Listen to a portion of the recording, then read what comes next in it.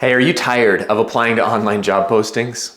I understand. Today, I'm going to share with you the best way to conduct a job search that ends the online job posting grind. If you haven't subscribed yet, hit the subscribe button down below and then hit that bell so that you're notified each week as I release new videos for professionals who are looking to land a job now and then advance in their career once on the inside.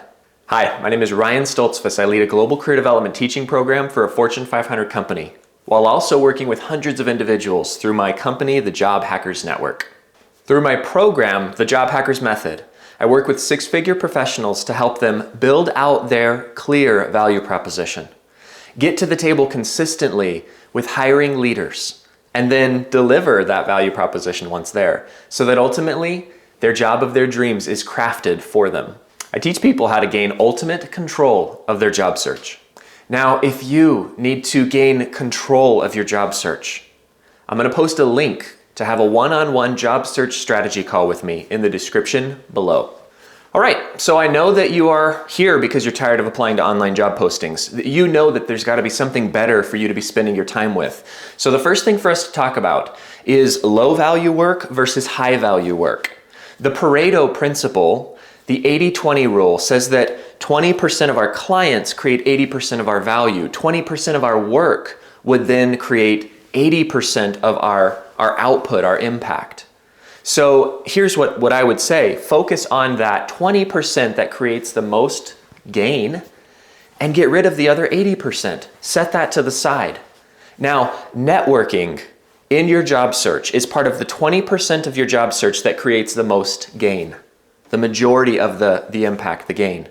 The 80% over here that only creates 20% of the value is all of those hours that you're spending online, like a hamster in a hamster wheel, right? As I've described it before, just spinning and spinning and spinning, sending out hundreds of job postings, oftentimes where you've tweaked your resume for every single one.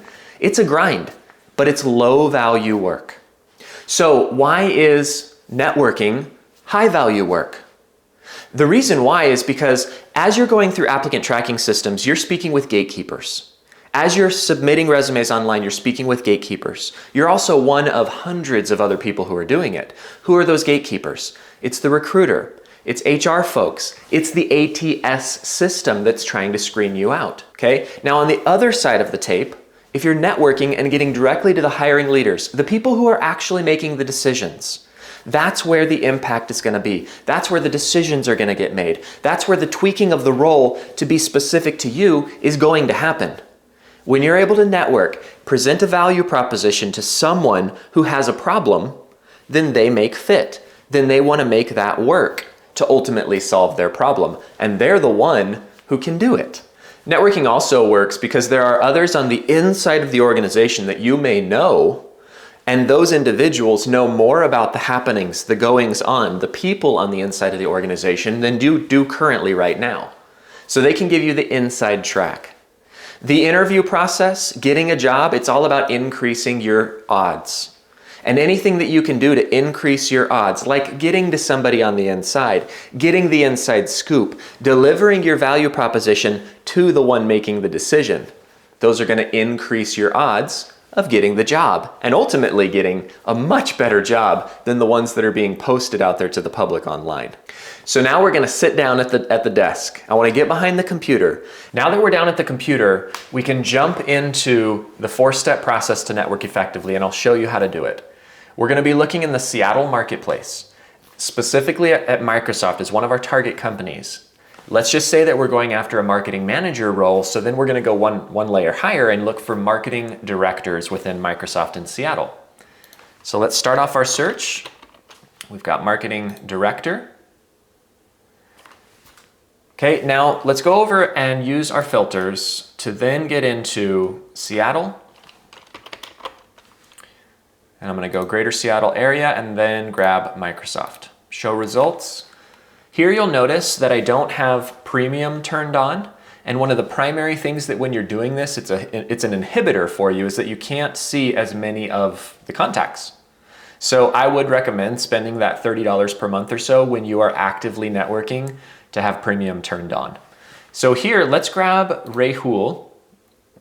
And then still within that first, that first finding the people category, I'm looking at Rahul and I just want to figure out what is a point of curiosity, something where I think there's maybe a commonality between him and myself. So here I can look at the about section, or I can look down at the jobs, look at schools, things of that nature, because you want to be able to write a message that connects well with the individual.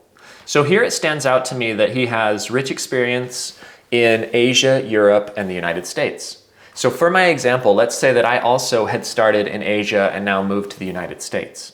So that would be a point of commonality that I would then use in my message. Okay, so now I'm ready to write a connection message. I could hit connect, add note, and then type using my 300 character counts. I've prepared a message for you using that point of commonality. Hi, Rahul. Your rich experience in Asia, Europe, and the United States, the US, stands out.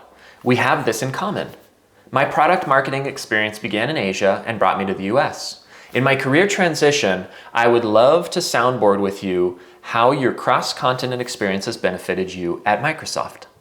So there you're asking for a soundboard. You're asking first for a connection. If you do get the connection to them, then in contact, you would have his email address. So you could expand it out to email. Okay? Or he may come back and say, Ryan, yes, I'd love to soundboard with you. When would you like to meet? And that does happen, but not as frequently with this first message as with what I'm going to show you in step 4.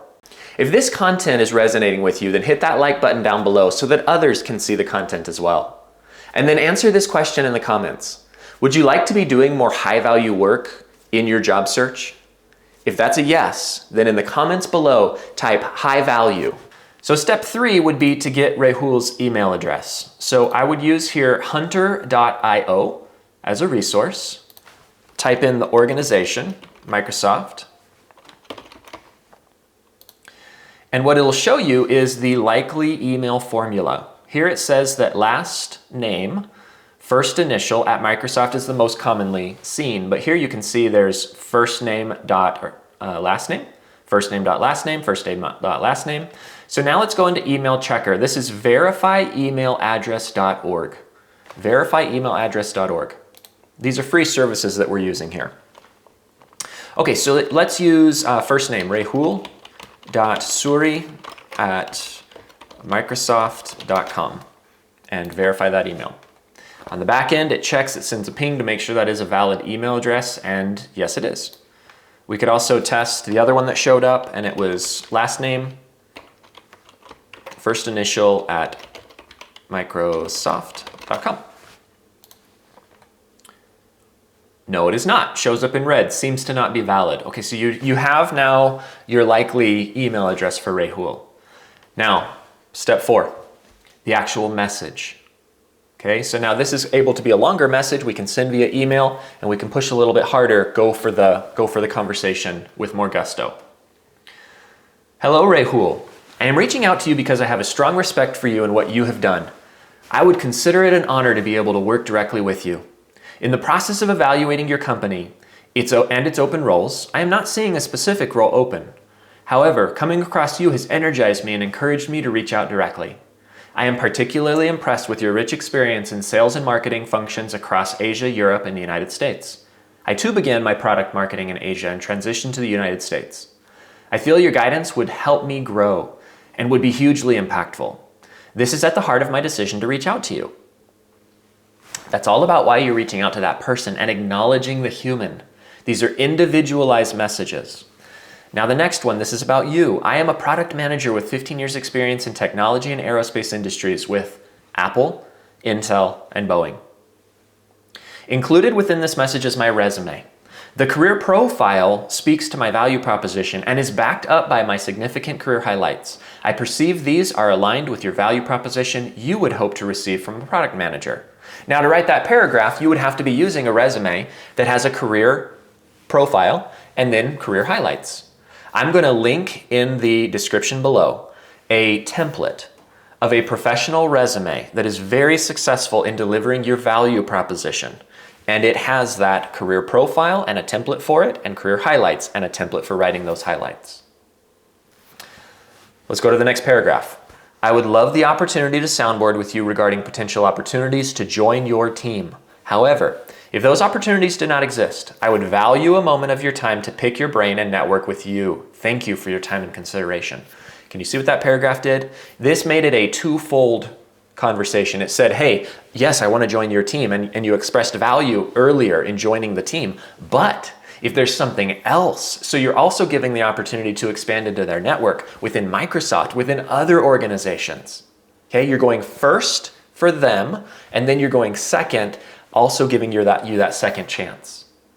Okay, this is a spectacular way to get on hiring leaders' calendars, to get their attention, to let them know why them, why you, what are you going for, what are you trying to accomplish, to appeal to the humanity and to partner. This works.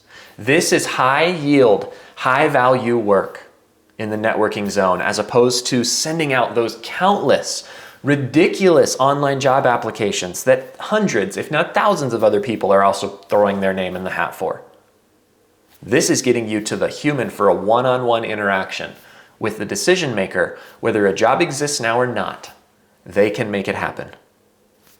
If you want to discover how this method, this networking, is going to ultimately catapult your job search, put you in ultimate control, then book a one-on-one time with me so that we can go through a job search strategy call together. Now, be aware, my calendar does fill up quick. So jump on that now so that you can get on my calendar. Since you're here, be sure to check out these videos. Watch these next so that you can continue to move yourself forward in your six-figure job search, so that you can continue to take control of the outcome. And I look forward to seeing you in the next one.